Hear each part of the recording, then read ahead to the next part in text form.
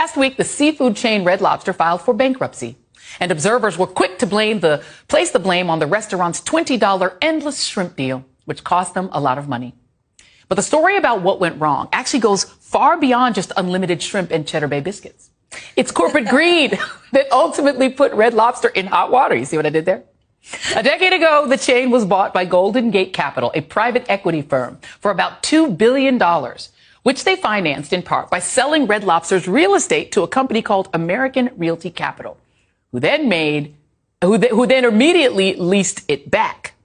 That meant that Red Lobster had to start paying rent at an above market rate, which added a massive expense. At the outset, they were paying more than $118 million, nearly half of their annual operation earnings in cash rent. And now those same leases are cited in Red Lobster's bankruptcy filing. But it's not just Red Lobster falling victim to this practice. Wall Street has been doing this with housing too. As ProPublica puts it, private equity firms often act like a corporate version of a house flipper. They seek deals on apartment buildings or single-family homes, slash costs or hike rents to boost income, and then unload the buildings at a higher price. Since they pay with cash, they're able to outbid any first-time home I'm fighting for my life. Y'all killing me with this. I'm feeling this. I'm your professor, I will test you in the worst way. Don't bring a scantron, it's pop quizzes all day. Cause of our chemistry, we do biology. What's happening, fam? L.A.R. movement still moving. Disrespect to these cheddar biscuit killing, pimping mother. Listen, this is just venture capitalism 101. Shout out to Edward Anderson, man. This is the issue. So you buy a business and you immediately take the business and say, you know what, I'm going to charge you more for rent. I'm going to put you out of business. And people think this is great business. You know, the economy is booming.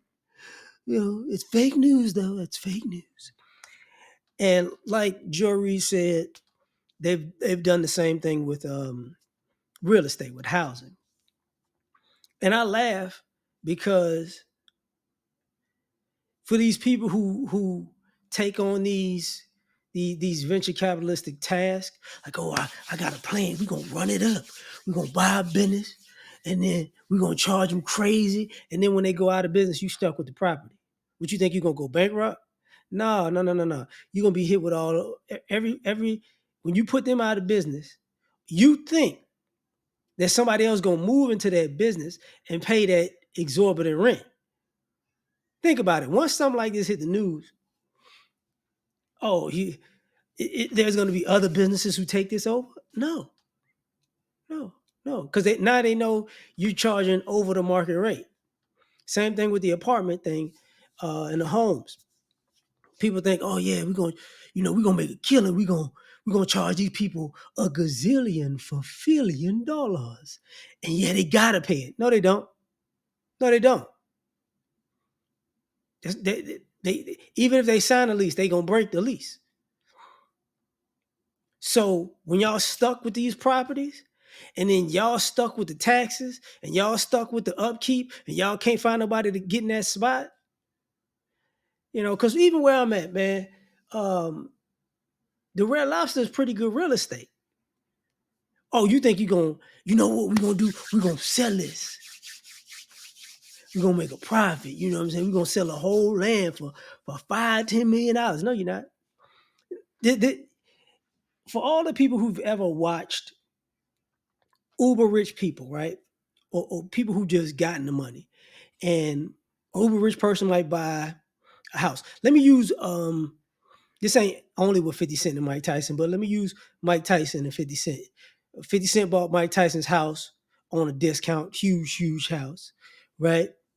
Then he fixed up the house, and then he couldn't get rid of the house because it cost too much, and people are not going to want it because you need uber rich people to buy it, and they'll rather buy some land and build their own house. So now you're stuck with this big property. So what do you have to do? Now that you've done all of this maintenance and upkeep and renovations, now you sell a house pretty much for what you bought it for or less. So this is what's going to happen to all of these companies who think they just, oh man, we're going to come up. No, you're not. But the interesting thing is, you put another company out of business, you're going to wind up putting yourself out of business. Same issue that the car lots are having. You know, oh man, we could sell these. We're gonna sell these cars. These people need cars. These people don't need cars like that. No, people would rather get a. Let me tell you something. People would rather get a ticket for not getting their car registered or not being quote unquote passable to drive, pass an emission test. They'd rather get tickets for that than a new car note. So you're gonna be stuck with it. Now you got to pay the taxes. Now you got this huge overhead. Now you go out of business. So this idea that this venture capitalism is going to work, no, it's not. No, it's not. And the same rich people who have these greedy ideals, they have these greedy lifestyles that they got this and that and that. They got bills that pile up sky high. And guess what's going to happen? Your bill's going to catch up with you.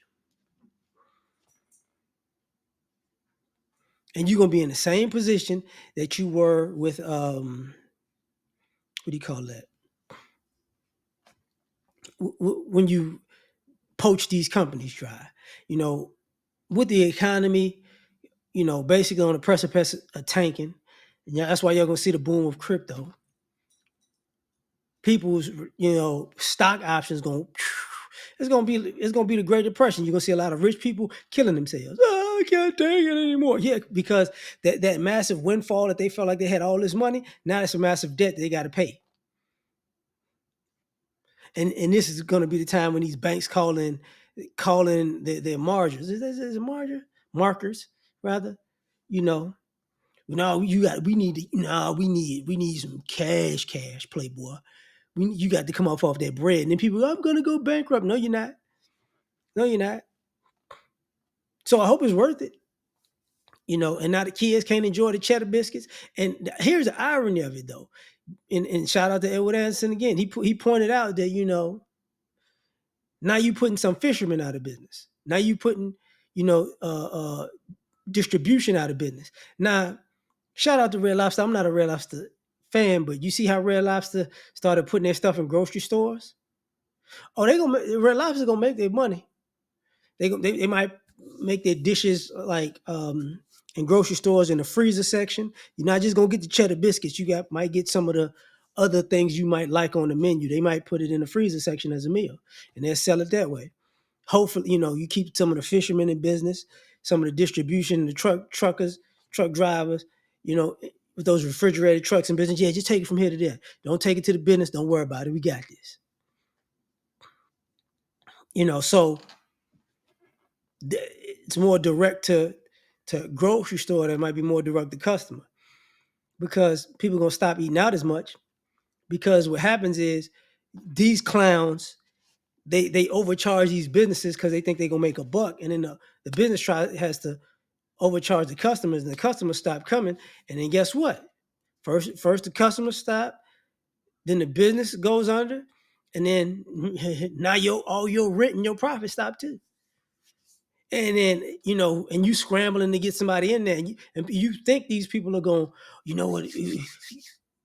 Oh man, we could get somebody in there with 3 months, they can make it. And see, a lot of you people ruined a lot of young entrepreneurs because you sucker them into thinking that these are great locations and their business is going to work out, but you overcharged them out the gate and they didn't know, and they went under fast because they couldn't keep up with the payments.